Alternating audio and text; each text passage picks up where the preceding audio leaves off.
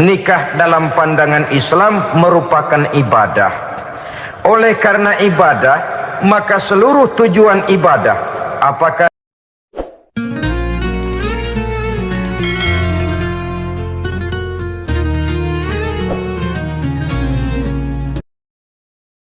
Assalamualaikum warahmatullahi wabarakatuh.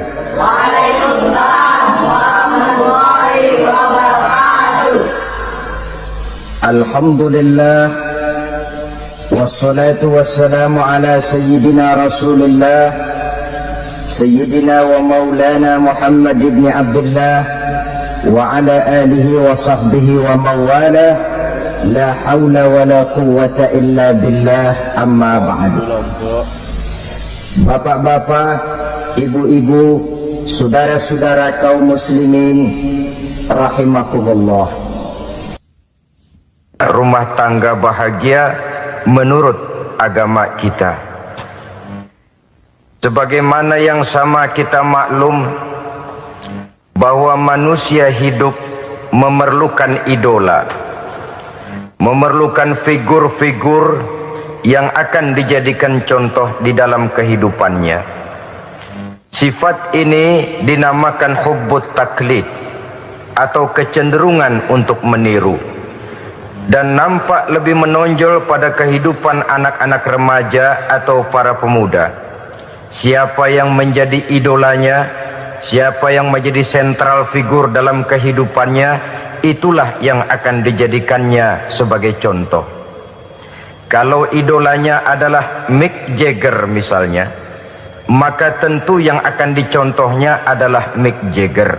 Mulai gaya rambutnya, gaya pakaiannya, sampai kepada gaya jalan dan hidupnya.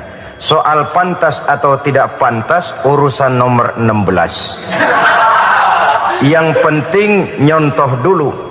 Inilah kecenderungan daripada manusia. Bagi kita umat Islam, contoh ideal, figur sentral yang sepatutnya jadi idola tidak lain adalah junjungan kita Nabi besar Muhammad sallallahu alaihi wasallam. Beliau menjadi contoh dan panutan oleh karena kepribadiannya yang kompleks.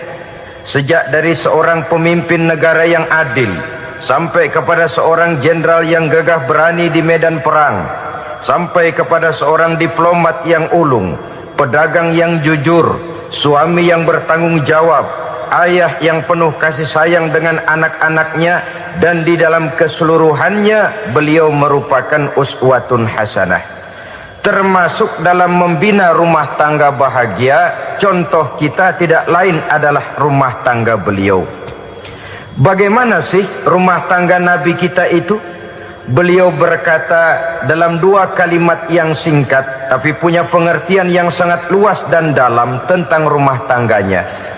Beliau mengatakan, baiti jannati, rumah tanggaku adalah sorga bagiku.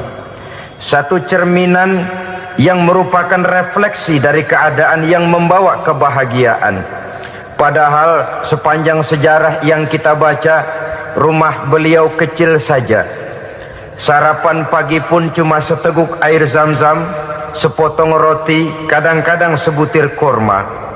Tidurnya di atas kain kasar yang separuh jadi selimut, separuh jadi alas tidur. Tetapi di tengah kondisi yang semacam itu, beliau sanggup berkata, baiti jannati, rumah tanggaku adalah surga bagiku. Kenapa kita yang hidup di zaman sekarang, di mana fasilitas sesungguhnya serba lebih menunjang untuk berkata semacam itu, malah kita berkata sebaliknya, baiti nari, rumahku adalah laksana neraka bagiku. Padahal kalau dilihat, rumahnya pun kadang-kadang bertingkat, kendaraan serba berkilat, uang banyak berlipat-lipat, istri pun tak kurang cantik memikat, kadang-kadang jumlahnya 4. Tapi tiap hari kiamat tidak ada ketenangan dan ketentraman di rumah tangga. Saudara hadirin kaum muslimin rahimakumullah, mengapa Rasul sampai mengatakan baiti jannati, rumahku adalah laksana sorga bagiku. Inilah pokok pembicaraan kita pada pertemuan kali ini.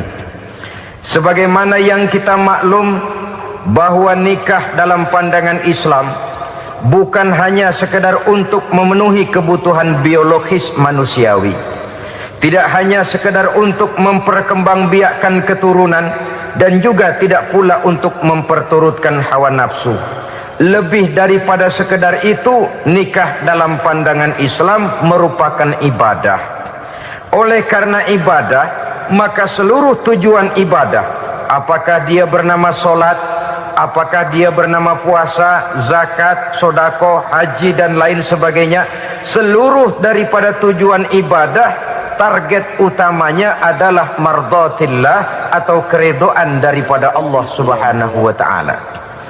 Kalau nikah itu ibadah, maka sesungguhnya tujuan utama dari pelaksanaan suatu pernikahan tidak lain hanya untuk mencari keridhaan dari Allah Subhanahu wa taala. Bukankah kalau kita tanya tiap orang yang melakukan nikah, kenapa sih kamu nikah dengan dia? Jawabannya bisa macam-macam. Yang umum, karena saya cinta dia. Ada yang berkata, karena saya ingin mendapat ketenangan hidup. Ada yang bilang, karena saya ingin hidup teratur. Ada yang mengakui, karena saya ingin dapat keturunan dan lain sebagainya. Tetapi sesungguhnya menurut ajaran agama, kalau nikah merupakan ibadah, jawaban intinya ialah saya melakukan nikah untuk mencari keridhaan dari Allah Subhanahu wa taala. Ini konsekuensinya kalau nikah merupakan bagian daripada ibadah. Rumah tangga yang didirikan atas dasar mencari keridhaan Allah, maka akan diwarnai oleh nilai-nilai luhur daripada ajaran agama. Tanpa harta orang memang sulit untuk bahagia, tapi harta bukan jaminan orang lalu akan bahagia. Harta pada satu saat akan berakhir, kecantikan akan berkurang, pangkat dan jabatan akan sampai kepada batasnya. Tetapi agama, keyakinan, nilai-nilai iman, itulah pegangan kita yang kekal dan abadi. Sebab itu dalam surah Ar-Rum ayat ke-21 Allah Subhanahu wa taala menjelaskan, "Wa min ayatihi an khalaqalakum min anfusikum azwajan litaskunu ilaiha wa ja'ala bainakum mawaddatan wa rahmah." Dan di antara tanda-tanda kebesaran Allah, dijadikannya bagimu istri-istrimu dari diri kamu sendiri, litaskunu ilaiha, agar kamu bisa hidup tenang bersamanya, wa ja'ala bainakum mawaddata wa rahmah, dan dijadikannya di antara kamu rasa cinta dan kasih sayang. Umumnya pernikahan terjadi karena mawaddatan wa rahmah ini, cinta dan kasih sayang. Atas dua dasar itulah rumah tangga didirikan orang.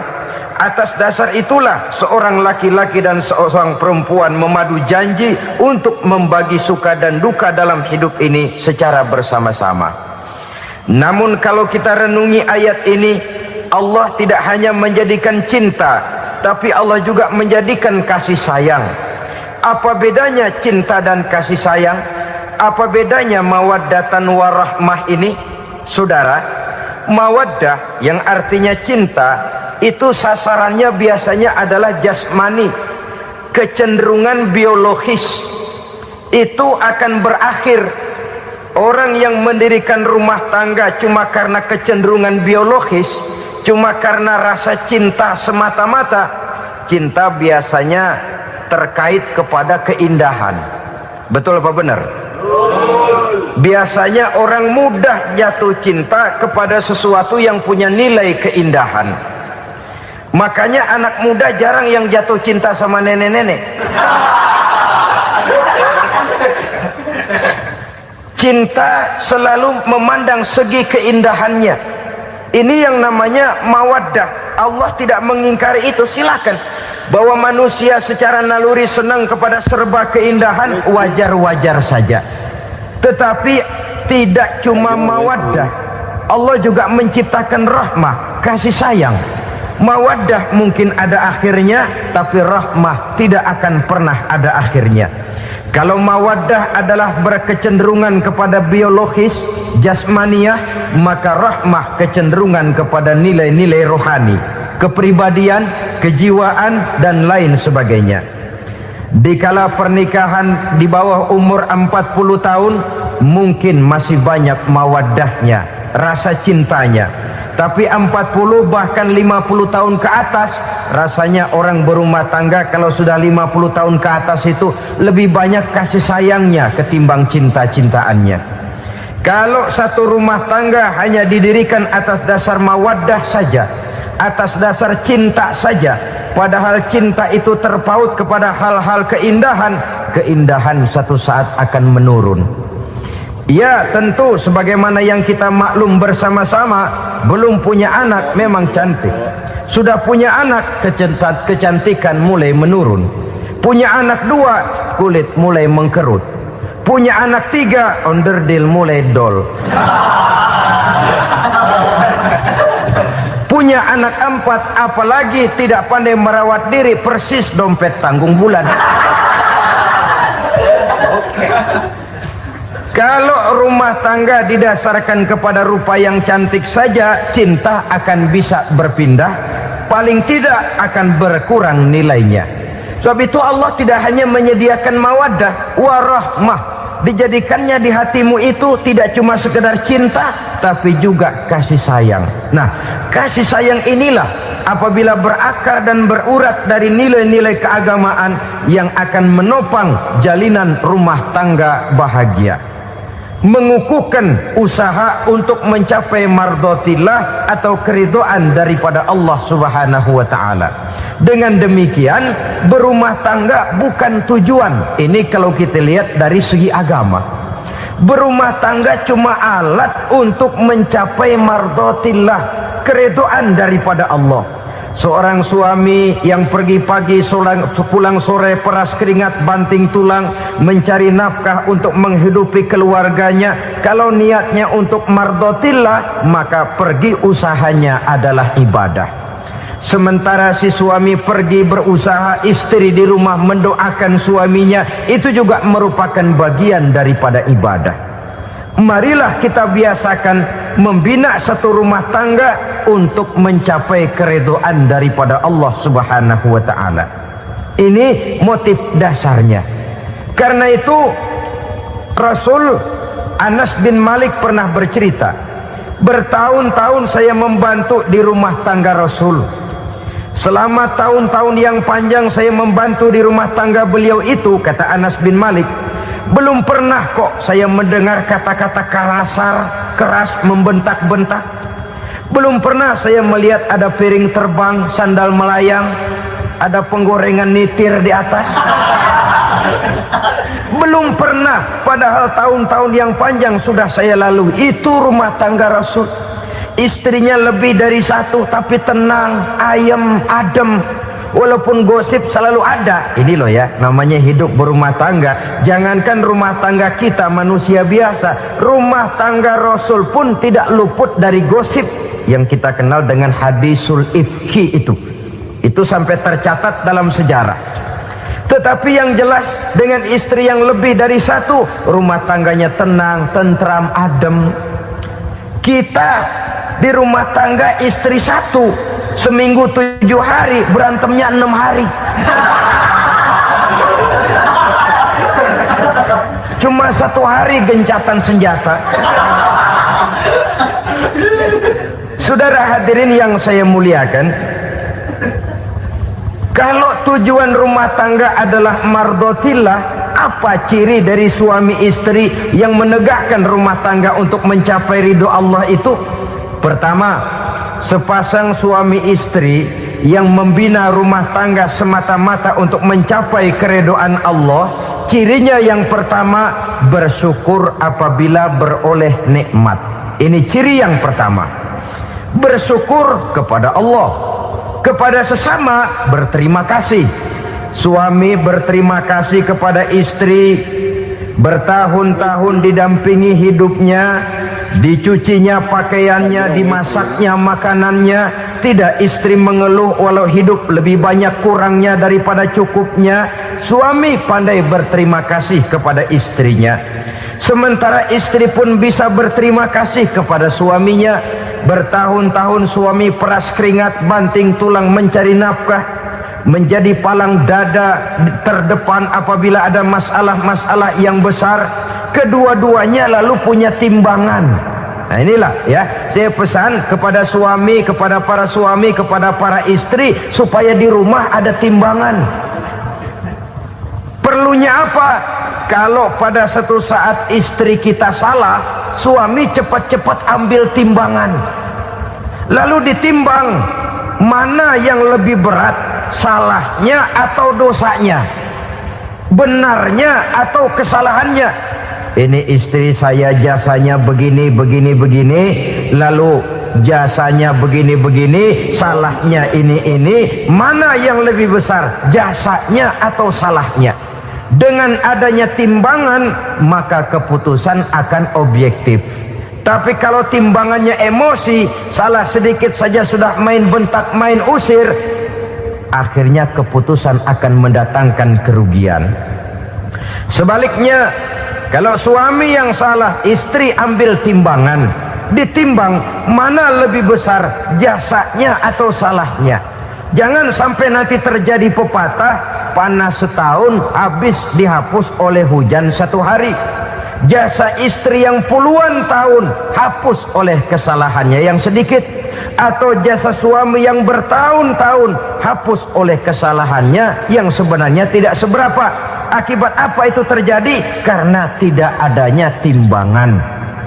Dari rasa bersyukur dan dari rasa berterima kasih ini, saudara-saudara, akan timbullah sifat saling menghargai. Suami menghargai istri, istri pun menghargai suami. Istiqomah, dikasih uang 5.000 senyum, dikasih uang 500 senyum. Itu namanya istri yang pandai bersyukur. Kalau tidak, 5.000 nyengir, 500 manyun. Tahu manyun? Kayak bemok nyari setoran, monyong saja. Ada sikap istiqomah di dalam membina kehidupan berumah tangga ini. Lalu mengerti posisi suami, ini termasuk tanda berterima kasih. Suami saya itu kerjanya apa, golongannya apa, gajinya sebulan berapa. Atas dasar itu, lalu istri menjadi istri yang tahu diri. Walaupun suami harus menyenangkan istri, istri pun hendaknya nimbang, tahu batas kemampuan suami. Kemauan mungkin tidak terbatas, tapi kemampuan sangat terbatas. Kalau suami pegawai kecil, ya mintalah yang kecil-kecil. Kalau suami pegawai rendah, mintalah yang sesuai dengan kemampuannya. Jangan suami gajinya cuma 50.000 sebulan, istri menuntut minta dibeliin gelang yang kayak pelek beca. Tentu sudah overacting namanya. Saudara hadirin yang saya muliakan, kunci awalnya bersyukur kepada Allah. Kalau sudah bisa berterima kasih kepada manusia, hati ini akan mudah bersyukur kepada Allah. Rumah tangga yang pandai bersyukur, berapapun kecilnya nikmat, bukan kecilnya yang dia lihat, tapi karunia Allah yang dinilai. Sehingga dari rasa berterima kasih kepada manusia akan timbullah rasa syukur kehadirat Allah Subhanahu wa ta'ala. Itu yang sering diistilahkan orang, kalau dia punya mobil, dia berkata alhamdulillah kita punya mobil, tetangga kita cuman punya motor. Kalau dia punya motor, syukur kita punya motor, tetangga kita cuman punya sepeda, kemana-mana kekejek melulu. Kalau dia punya sepeda, alhamdulillah punya sepeda, tetangga kita sebelah nggak punya apa-apa, kemana jalan kaki saja. Kalau dia jalan kaki, alhamdulillah kita masih bisa jalan. Tetangga kita sebelah lumpuh bertahun-tahun nggak kemana-mana. Kalau dia lumpuh, alhamdulillah kita masih hidup. Tetangga kita kemarin mati nggak balik lagi.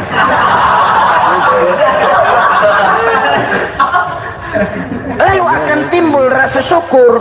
Tapi kalau sudah lumpuh ngelihat yang bisa jalan ngelihat yang naik sepeda, yang punya sepeda lihat yang punya motor lihat yang punya mobil lihat yang punya pesawat, kapanlah kita ini pandai bersyukur?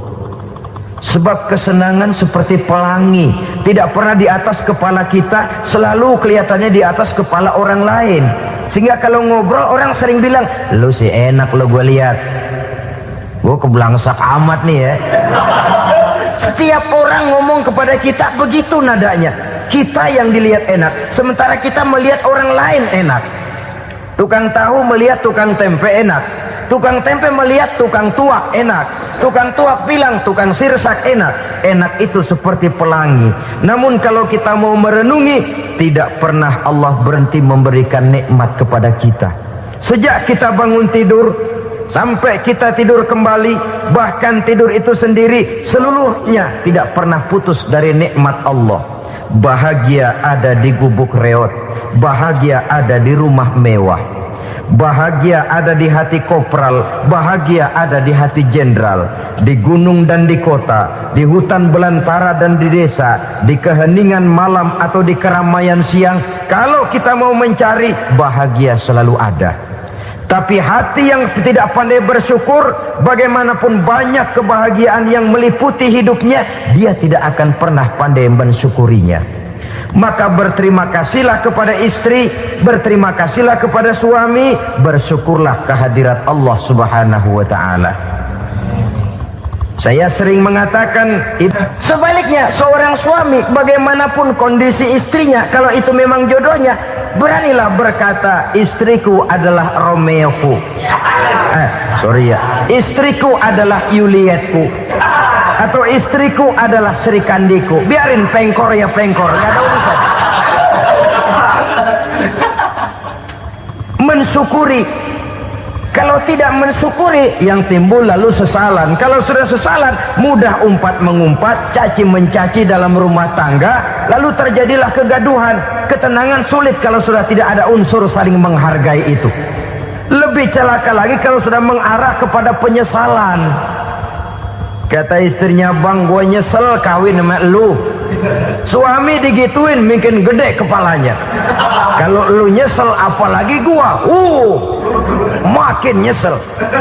Iya, coba pikir bertahun-tahun kita berumah tangga, memangnya abang bisa beliin apa sama saya?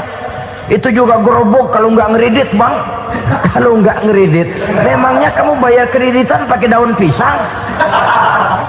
Saudara hadirin yang saya hormati, ini saya tekankan kepada ibu-ibu karena penyakit perempuan umumnya. Pernah Rasul itu pulang Isra Mi'raj cerita, saya pulang Isra Mi'raj diperlihatkan neraka.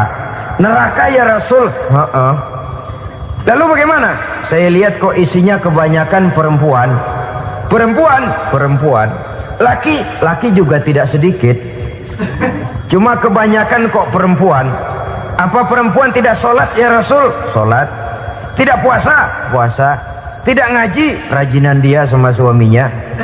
Tapi kenapa lebih banyak di sana? Rasul berkata, hunna yakfurnal asir. Penyakit umum dari perempuan tidak pandai berterima kasih kepada suaminya. Ini rupanya penyakit umum dari tahun atu. Saudara hadirin yang saya muliakan, jadi rumah tangga yang didirikan atas dasar mencapai ridho Allah, maka kelihatan dari pasangan suami istri menjadi orang yang pandai bersyukur terhadap nikmat. Bukankah dalam surah Ibrahim ayat 7 Allah berjanji, la in syakartum la azidannakum wa la in kafartum inna azabi lasyadid. Kalau kamu pandai bersyukur, aku tambah nikmatku. Kalau kamu ingkar, tidak mau bersyukur, azabku itu hebat dan pedih. Rumah tangga yang suami istrinya tidak bersyukur disiksa oleh perasaannya sendiri. Tetangganya dapat nikmat, dia yang meriang. Tetangganya dapat kesenangan, dia yang sakit hati. Dia tidak melihat nikmat yang diberikan kepadanya, nikmat yang orang lain punya aja yang diincar. Nikmat orang lain aja dihitung-hitung. Tangga kita, si Ano baru habis beli yang sebelah belilir habis beli kukusan. cuma sekedar kukusan saja. Orang lain beli apa-apa jadi bahan diskusi di rumahnya. Orang lain saja yang diusut, timbul dendam kesumatnya, timbul hasutnya. Dia tidak bersyukur dengan nikmat yang ada dalam rumah tangganya. Isi rumah tangga semacam itu disiksa oleh perasaan hasutnya sendiri. Jauh dari kebahagiaan, kering hatinya, miskin jiwanya, merana batinnya. Kalau sudah ke sana, jauhlah rumah tangga dari pantulan sinar kebahagiaan. Saudara-saudara, kita lihat rumah tangga Rasul. Dari rumah yang kecil, dari tempat tidur yang sarapnya kain kasar, separuh jadi selimut lagi, keluar ucapan baiti jannati. Kenapa? Beliau orang yang pandai bersyukur kepada Allah, bisa berterima kasih kepada istri-istrinya, dan istrinya pun pandai berterima kasih kepada Rasul dan bersyukur kehadirat Allah Subhanahu wa taala. Maka nikmat lalu bertambah. Makin kita syukuri nikmat, makin tambah itu. La azidannakum, janji Allah, pasti aku tambah nikmatku kepadamu jikalau kamu pandai mensyukurinya. Tapi kalau kamu ingkar, tidak pandai bersyukur, awas, nikmat bisa berubah menjadi azab kalau kita tidak pandai-pandai mensyukurinya. Jadi cirinya yang pertama, rumah tangga bahagia itu apabila suami istri pandai bersyukur terhadap nikmat yang diberikan oleh Allah Subhanahu wa taala. Satu. Cirinya yang kedua, rumah tangga yang berdasarkan untuk mardotillah, mencapai keredoan Allah, sabar apabila mendapat cobaan. Namanya orang berumah tangga itu persis berlayar di lautan. Suami istri adalah dua orang yang memegang kemudi. Kalau berlayar ombak tenang, angin bertiup sepoi-sepoi basah, lalu bila malam datang bulan bersinar, bintang gemintang gemerlapan, berlayar memang nikmat. Tapi satu saat angin puting beliung bertiup, gelombang menggunung, halilintar menyambar, kemudian petir berkilat.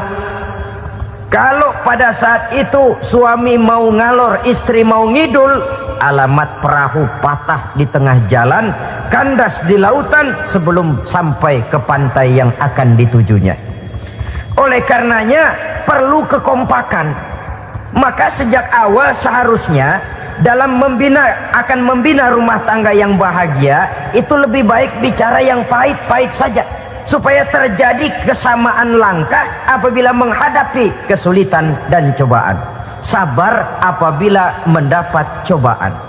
Rumah tangga seperti kapal di lautan tadi tidak akan sunyi dari hantaman gelombang, tidak akan sepi dari tiupan angin topan, dari kilatan petir, dari sambaran halilintar.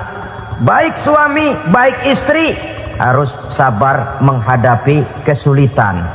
Kadang kesulitan dari segi ekonomi, kadang kesulitan dari segi mengarahkan dan mendidik anak-anak, kadang kesulitan karena banyak orang yang hasut dengan kita, kadang kesulitan berbagai macam lah yang menyebabkan kesulitan. Rumah tangga yang bertujuan mencapai ridho Allah, sabar menghadapi segala macam kesulitan. Saudara-saudara kaum muslimin rahimakumullah, kesulitan adalah bagian daripada perjalanan hidup. Siapa orangnya yang tidak pernah menemukan kesulitan dalam kehidupan? Rasanya hampir tidak ada. Dan memang kesulitan bukan untuk ditakuti, kesulitan justru untuk diatasi, dicarikan jalan keluarnya. Begitulah suami istri yang bertujuan mencari ridho Allah. Manakala suami berada dalam kesulitan, istri mencarikan jalan keluar atau berusaha memberikan jalan keluar. Sebaliknya, manakala istri dalam kesulitan, suami bisa mencarikan jalan keluarnya. Sabar dalam menghadapi segala macam kesulitan. Dalam surah Luqman ayat 17, Allah Subhanahu wa taala berfirman, "Wasbir 'ala ma asabak. Inna dzalika min azmil umur." Dan bersabarlah terhadap apapun yang menimpa kamu.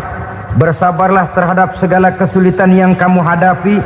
karena sesungguhnya yang demikian itu merupakan sebagian dari perkara-perkara yang telah ditetapkan oleh Allah Subhanahu wa taala.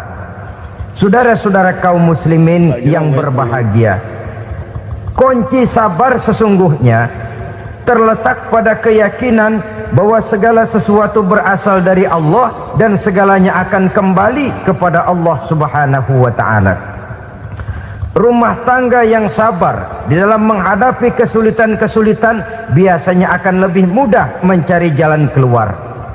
Tapi kalau sedikit kesulitan datang, kita tertimpa oleh kepanikan, oleh kegelisahan, dan oleh ketakutan yang tidak beralasan, maka kesulitan itu bukan saja tidak dapat diatasi, malah rasanya akan menjadi semakin besar di dalam kehidupan kita.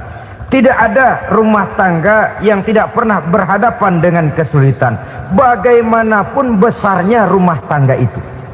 Itulah sebabnya kita memerlukan orang lain. Hidup berumah tangga itu seperti orang punya mata. Kalau mata kita kelilipan, kalau mata orang lain kelilipan, gampang kita tiup. Tapi kalau mata kita sendiri yang kena kelilipan, tentu kita memerlukan orang lain untuk meniupnya. Oleh karenanya suami istri harus saling mencarikan jalan keluarnya. Walaupun kerjanya berbeda, suaminya pergi mencari nafkah, istrinya berdoa di rumah. Kalau perlu melakukan sholat duha, mendoakan agar usaha suaminya dimudahkan, dan begitu selanjutnya. Sehingga dengan adanya kebersamaan, walaupun tidak selalu bersama-sama, maka masing-masing melaksanakan tugas dengan tenang dan merasa yang satu berbuat untuk kepentingan yang lain. Inilah cirinya yang kedua, sabar bila mendapat dan berhadapan dengan segala macam kesulitan. Kadang orang mendapat kesulitan itu berkeluh kesah. Bukan berkeluh kesah, tapi mencari jalan keluar dan mengambil hikmah yang ada di dalamnya apa? Karena bukan kemudahan, kesulitan yang membuat orang dewasa. Bukan kemudahan, tapi kesulitan yang membuat orang berpikir, dinamis, kreatif. Kalau seluruh jalan yang kita tempuh mudah saja, gampang saja, rasanya monoton kita ini. Kehilangan dinamika dalam perjuangan. Kesulitan yang membuat orang matang, kesulitan yang menempa kepribadian untuk lebih dewasa menghadapi bahtera kehidupan, membuat pandangan makin arif, wawasan makin luas, dan analisa semakin tajam. Sama saja dalam hidup. Sesungguhnya pujian sering menjadi racun, dan caci maki kalau kita tanggapi secara positif sering membuat kita makin dewasa. Jarang orang berpikir kalau dipuji, tapi baru dia merenung dan mencari diri setelah dicaci maki dan dikritik habis-habisan. Walaupun watak umum manusia senang dipuji, marah kalau dicaci maki. Biasanya kalau ketemu cewek cakep, kita bilang, "Kamu cakep deh." Dia paling bilang, "Ah, abang bisa aja." Walaupun dia bilang, "Ah, abang bisa aja," hidungnya mah tetap mekar. Senang kalau dipuji, itu kecenderungan manusia. Marah kalau dicaci maki, marah kalau dikritik. Tapi sesungguhnya pujian sering jadi racun, caci maki sering jadi obat. Orang takut minum obat karena pahitnya, padahal efeknya itu akan lebih memberikan kesehatan kepadanya. Orang takut menghadapi kritik, orang takut dan tidak ingin dicaci maki, padahal itulah yang sesungguhnya menjadi cambuk kalau tidak dia salah tanggap, menjadi sugesti yang mendorong dia lebih maju lagi. Karena memang bukan pujian, tapi caci maki dan kritik yang membuat kita makin berpikir tajam. Jadi rumah tangga yang berhadapan dengan kesulitan demi kesulitan, biasanya kalau ditanggapi dengan sabar akan makin mengokohkan fondasi rumah tangga itu sendiri. Tapi kalau kesulitan dihadapi dengan tidak sabar, lalu mencari jalan pintas, kesulitan ekonomi, kebetulan istrinya cakep, istrinya disuruh ngojek. Dah lu ngojek aja deh, gua nungguin. Gua nungguin setoran dah. Suami tapak di rumah. Saudara hadirin yang saya muliakan, buat sepintas memang mendatangkan materi itu mengatasi kesulitan ekonomi, tapi apakah bahagia? Walaupun rumah bisa jadi besar, perabotan bisa serba lebih lengkap dan ada, tapi apakah semuanya mendatangkan bahagia? Sementara suami kehilangan rasa cemburunya, dan dalam agama itu disebut dayus. Dayus, suami yang tidak punya rasa cemburu kepada istrinya. Dan orang dayus kayak begitu haram mendapat bau sorga. Bau sorga saja tidak dapat, apalagi masuk ke dalamnya. Ya tapi juga jangan lantas mentang-mentang harus cemburu sama istri, overacting. Suaminya nawar sayuran, lakinya pulang ngomel, lu pacaran ya sama tukang sayur. Itu juga over, saudara-saudara. Kesulitan ekonomi diatasi dengan sabar. Sabar dalam arti berusaha dengan tidak mengambil jalan pintas, berusaha tetap berada di jalan yang diridhoi oleh Allah. Ini yang jadi problema ini rumah tangga sekarang ini, kesulitan ekonomi, di mana lapangan kerja sulit, di mana persaingan hidup tajam, sedangkan kita hidup ingin seperti orang lain. Kita mudah gelap mata, mudah picik pandangan, mudah sulit pertimbangan, lalu mengambil jalan pintas. Kadang menjual akidah, menjual keimanan. Kebetulan penderingan kering, ada yang nawarin beras 3 liter sama supermi 2 bungkus. Hari Minggu diajak ke gereja mau. Itu iman kena beras 3 liter telap. Kesulitan ekonomi, saudara-saudara, sehingga Imam Ali pernah berkata, kadal fakru ayyakuna kufron.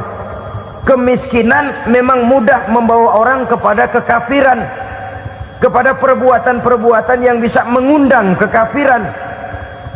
Oleh karena itu dalam tamsil lain beliau berkata, kalau ada ular dan ada kemiskinan, kemiskinan yang saya getok lebih dulu, kemiskinan yang saya bunuh lebih dahulu.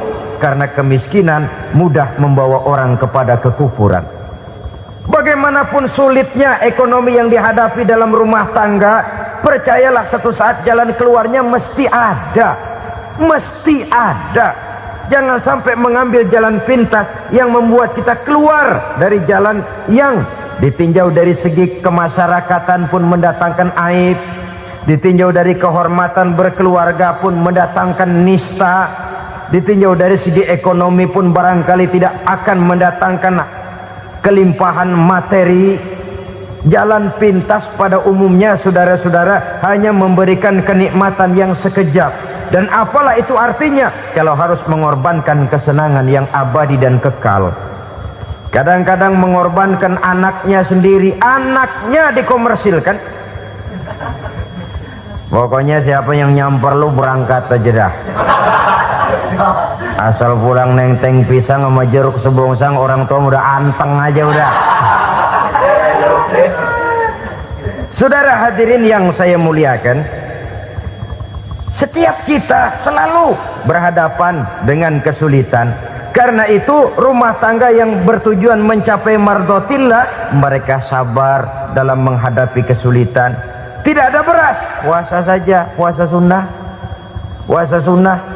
Lapar tapi ada pahalanya, daripada tidak puasa lalu ngegerundel.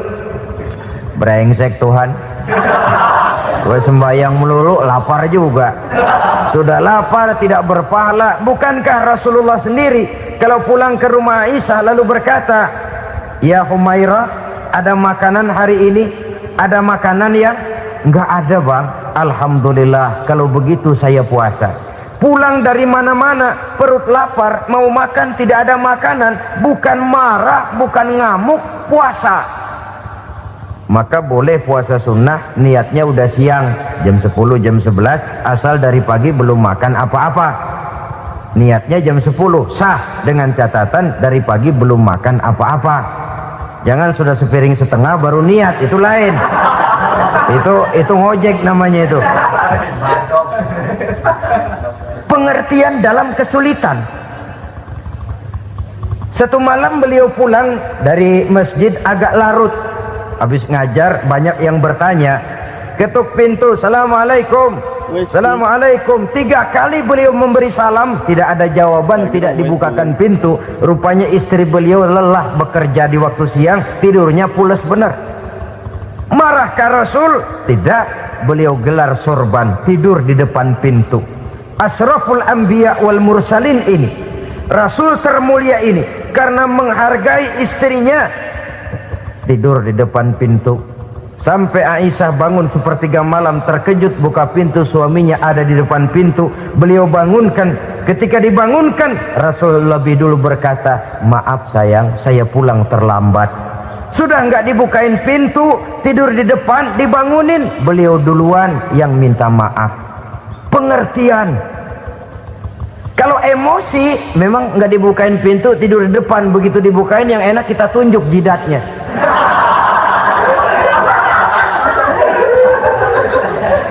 Saudara hadirin yang saya muliakan, kesulitan di dalam kehidupan merupakan bagian daripada kehidupan. Bukan untuk ditakuti, tapi untuk diatasi. Bukan untuk dihindarkan, tapi dicarikan jalan keluarnya. Hadapilah kesulitan dengan baik sangka kepada Allah, dengan lapang dada, dan dengan tetap bersabar menghadapinya. Kenapa? Karena tujuan kita mendirikan rumah tangga, mencapai ridho Allah. Kalau anak kita perjualbelikan, kalau istri kita komersilkan, kalau akidah kita jual untuk mempertahankan rumah tangga, bukankah makin jauh saja rumah tangga itu dari ridho Allah? Ini tujuan utamanya. Yang ketiga,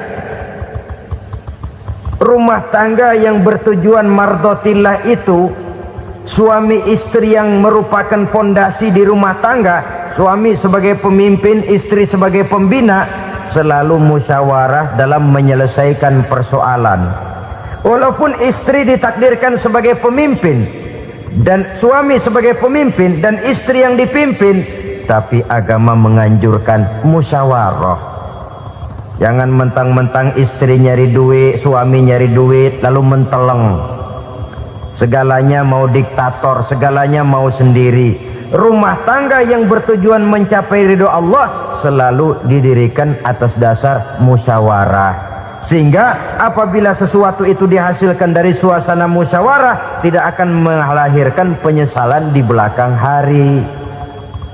Kalau tidak, berjalan menurut seleranya masing-masing, belakangan timbul penyesalan, akhirnya main salah menyalahkan. Kalau sudah saling salah menyalahkan, itu artinya sudah saling mengungkit kekurangan masing-masing. Akibatnya tidak ada lagi saling menghargai. Jadi dengan demikian musyawarah di dalam menyelesaikan persoalan. Menghadapi kesulitan ekonomi, musyawarah. Menghadapi kenakalan anak, musyawarah. Akan membeli ini dan itu, sebaiknya juga musyawarah. Kalau merupakan hasil musyawarah, maka saudara-saudara hasilnya pun akan dihadapi oleh bersama. Enak rasakan bersama, tidak enak rasakan bersama. Kenapa? Tadinya musyawarahnya bersama-sama juga. Lah kalau hasil sendirian, giliran enak mungkin yang satu mau ikut, giliran tidak enak yang satu nuding. Gua kata juga apa? Kan begitu akibatnya kalau tidak berdasarkan musyawarah lebih dahulu. Maka insya Allah hasil musyawarah ini setidaknya tidak akan mendatangkan sesalan di belakang hari nantinya. Saudara-saudara kaum muslimin rahimakumullah, ciri yang keempat, sepasang suami istri yang bertujuan mencapai ridho Allah dalam upaya mencapai rumah tangga bahagia itu tawakal apabila mempunyai rencana. Tawakal berserah diri kepada Allah. Bukan berserah diri dalam artian mutlak yang mengarah kepada fatalism atau predestination. Kita sering mengartikan tawakal secara salah. Belum apa-apa sudah menyerahkan diri kepada Allah. Emang semuanya terjadi menurut maunya Allah dah. Gak usah ngapa-ngapain, bagaimana Tuhan aja dah. Lapar juga nggak usah makan, kalau takdirnya kenyang pan kenyang. Ya udah lapar terus kita. Makan dulu, perkara nanti kenyang apa tidak itu baru tawakal. Kalau sakit ke dokter, soal sembuh atau tidak baru tawakal. Artinya usaha itu ada.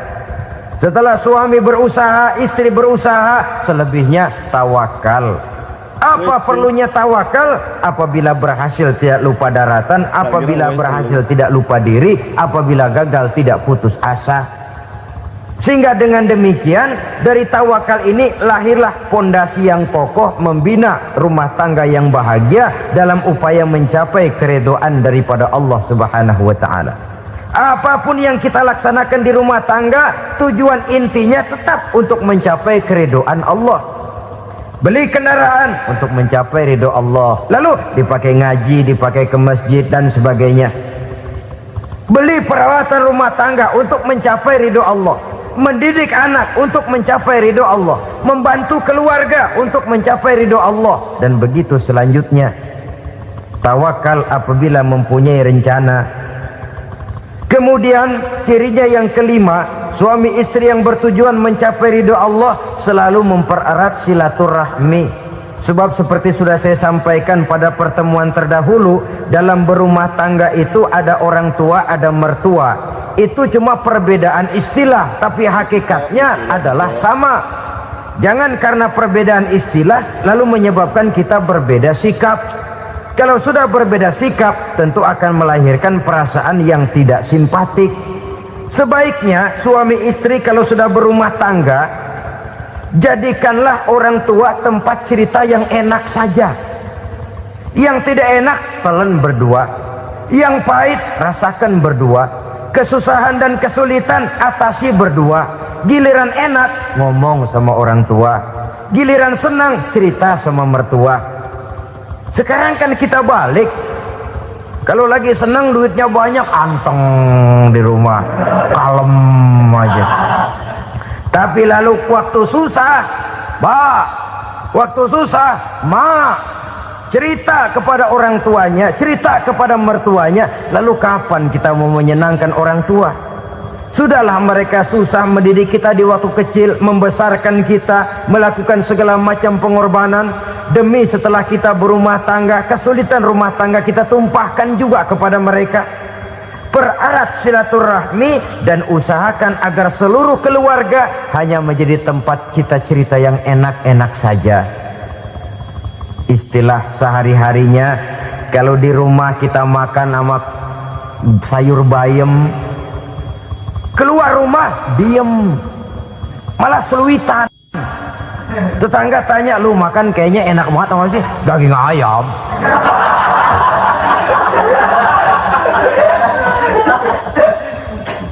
Lalu tetangga akan berbisik, itu makannya tuh orang enak bener ya, rumah tangganya tiap hari makan sama daging ayam. Biarlah paling kurang itu jadi doa, daripada kita makan sama kangkung lalu ribut ngomel di mana-mana. Gua kesel banget sama bini gua, di warung ceritanya lagi. Kenapa? Saban sari gua direbusin kangkung mulu, brengsek. Di warung cerita ada RT, ada RW. Gara-gara makan sama kangkung se-RT tahu. Akhirnya mungkin kalau kita berangkat orang hitung dari jauh, lihat kangkung liwat gitu.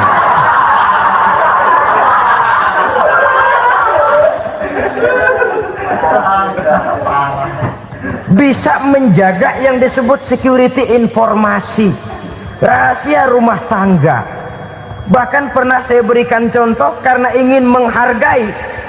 Suami beliin kain batik buat istrinya. Istri tahu begitu sepintas, nih kain jelek nih. Tapi karena mau menyenangkan suaminya, dia bohong. Bagaimana bu, kain yang bapak beliin? Aduh bagus bener pak, bagus sekali itu kain. Warnanya pak emang yang model begitu tuh. Tetangga kita mana ada yang pakai kain begitu pak? Ya emang nggak ada, jelek. Menghargai. Sebab kalau waktu itu si istri jujur, yang timbul sakit hati suami. Bagaimana bu kain yang saya beliin? Goblok lo. Kain begitu dibeliin di pasar juga banyak, 1.400. Campur odol lagi. Sudahlah suami punya niat baik, sampai rumah digoblok-goblokin, tidak ada lagi rasa saling menghargainya. Begitu pentingnya mempererat silaturahmi ini, sampai Nabi berpesan, isnani la yanzurullahu ilaihima yaumal qiyamah qati'ur rahim wa jarus su. Ada dua golongan manusia yang di akhirat nanti tidak akan dilihat oleh Allah, tidak akan diopeni oleh Allah, didiemin aja. Siapa mereka? Pertama, orang yang suka memutuskan silaturahmi. Yang kedua, tetangga yang jahat dengan tetangganya. Dua golongan manusia ini, pemutus silaturahmi, kemudian juga tetangga yang jahat dengan tetangganya, ini tidak akan dipandang oleh Allah di hari akhirat nanti. Jadi pererat silaturahmi, sebab kita ini zon politikan, makhluk yang bermasyarakat, yang tidak bisa hidup sendirian. Setiap kita memerlukan orang lain. Kita disebut kaya karena ada yang miskin, kita disebut alim karena ada yang awam, kita disebut berkuasa karena ada rakyat jelata. Tanpa rakyat tidak ada penguasa, tanpa yang miskin tidak ada orang kaya. Kalau tidak ada yang jelek, siapa yang bilang cakep? Karena ngimbangi. Saudara hadirin, atas dasar ini mestinya kita selalu bersyukur dalam segala posisi, tidak lalu salah terima kepada karunia yang diberikan Allah kepada kita.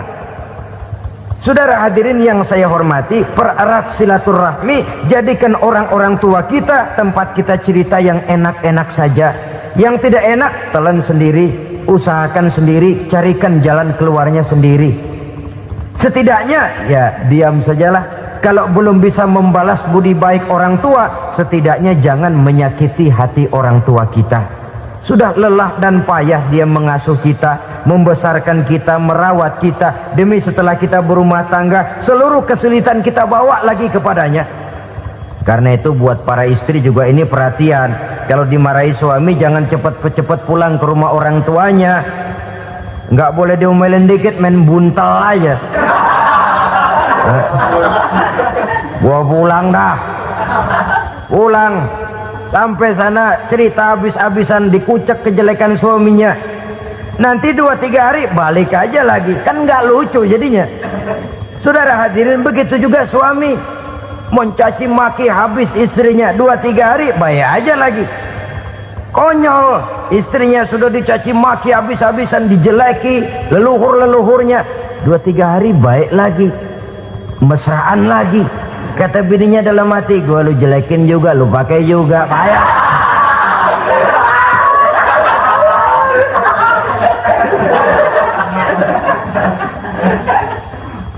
Saudara hadirin yang saya muliakan, itulah sebabnya pada awal tadi saya katakan perlunya kita mempunyai timbangan baik sebagai suami maupun sebagai istri. Nah, dari mempererat silaturahmi ini akan terjalin rasa kekeluargaan. Maka tradisi arisan keluarga itu bagus sesungguhnya untuk mempererat silaturahmi. Cuma celakanya bukan silaturahmi yang jadi tujuan, arisannya itu yang jadi tujuan. Akibatnya apa? Kalau belum narik mah semangat banget datang dah. Begitu udah narik aja udahan. Itu celakanya.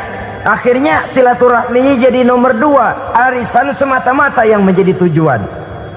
Sesungguhnya itu bagus untuk mempererat silaturahmi. Karena kalau kita dengan kita sesama saudara sudah tidak saling mau mengenal, bagaimana dengan anak-anak kita? Bagaimana dengan cucu-cucu kita? 2-3 generasi yang akan datang tentu akan lebih saling tidak mengenal lagi. Baiklah ya, yang keenam, suami istri yang bertujuan untuk mencapai keridhaan Allah itu selalu berusaha tolong menolong di dalam kebajikan. Sebab Allah pesankan itu di dalam Al-Maidah ayat 6, wa ta'awanu 'alal birri wat taqwa wa la ta'awanu 'alal itsmi wal 'udwan. Bertolong-tolonganlah kamu di dalam kebaikan, di dalam bertakwa kepada Allah. Jangan bertolong-tolongan di dalam maksiat, di dalam dosa, dan di dalam usaha yang menimbulkan permusuhan. Kalau suami marah kepada seseorang, istri jangan ngipasin. Oh bang, yang begitu mah dibayain tuman. Bu, udah habisin aja dah. anak-anaknya marahin sekalian, ngipasin. Istri kesel sama tetangganya, suami ngipasin. Emang tuh tetangga kita, hahu. Habis orang dikipasin. Ta'awanu 'alal birri wat taqwa, bertolong-tolonganlah di dalam kebaikan. Istri malas ngaji, suami mendorong, memberikan sugesti. Suami malas berusaha, istri memberikan sugesti. Saling tolong menolong di dalam kebaikan dan takwa, dan jangan tolong menolong dalam dosa dan permusuhan. Kata suami, Bu, daripada kita melarat terus hidup, kita piara tuyul yuk. Kata istrinya, nah ini sudah menyimpang bang, bersabarlah, bagaimanapun insya Allah kita tidak akan mati kelaparan. Piara tuyul itu nanti jadi pindah akidah, merusak iman, berteman dengan setan. Apalah artinya kekayaan dan kesenangan sebentar kalau harus mengorbankan kekayaan dan kesenangan yang abadi. Ini sudah alal ismi wal udwan, sesuatu yang mengandung dosa. Saudara hadirin yang saya hormati, kemudian yang keenam, berbaik sangka. Baik suami maupun istri sama-sama saling berbaik sangka. Suami melepas istri, istri melepas suami dengan hati yang ikhlas. Suami meninggalkan istri di rumah dengan jiwa yang bersih dan rasa yang aman. Ada rasa baik sangka, dan ini modal dasar. Kalau sudah dilandasi oleh buruk sangka, tentu yang lahir nanti adalah perasaan-perasaan yang tidak baik. Akibatnya